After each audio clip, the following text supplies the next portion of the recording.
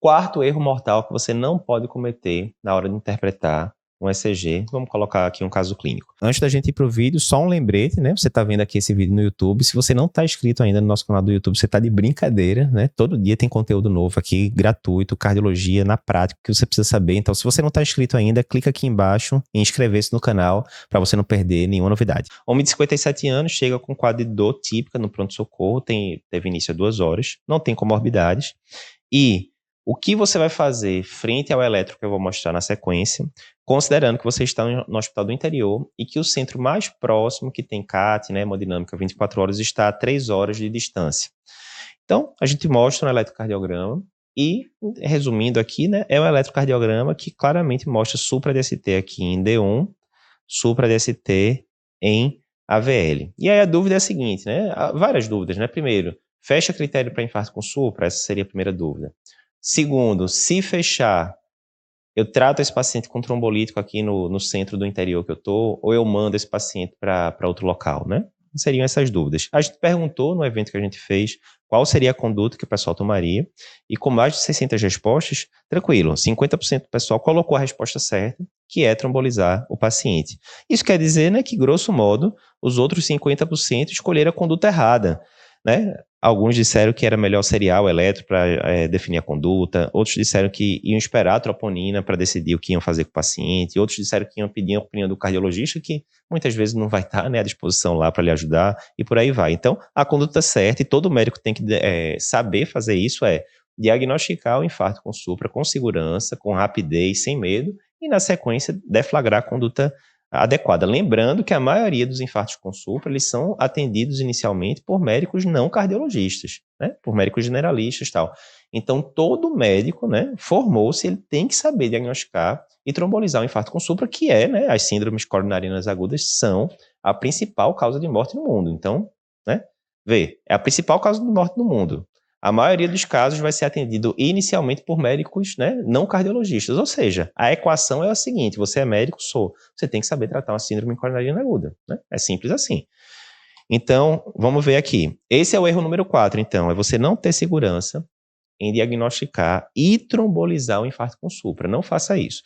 Então, ó, relembrando, como é que eu faço o diagnóstico de infarto com supra? O infarto com supra, o diagnóstico dele é baseado em 2 pilares, que são o quê? Quadro clínico, né? O paciente vai ter que ter um quadro clínico compatível. Ninguém vai chegar no meio da rua, olhar uma pessoa andando, assintomática, e falar: opa, o senhor está com infarto com supra.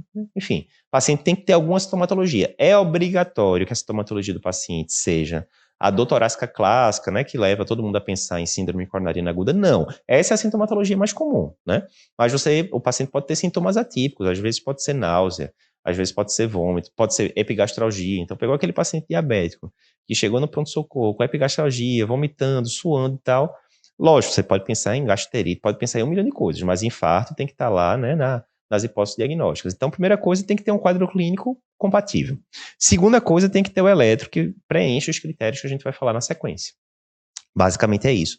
Por que eu estou ratificando isso? Porque muita gente pensa o seguinte: paciente com dor torácica com supra é igual a eu pedir troponina e ficar esperando a troponina para fazer a conduta. Está errado, isso está grosseiramente errado. E por que isso? Veja, no infarto com supra, a cada minuto que você adia o tratamento correto do paciente, o paciente perde 11 dias de vida. A estatística é essa, cada minuto.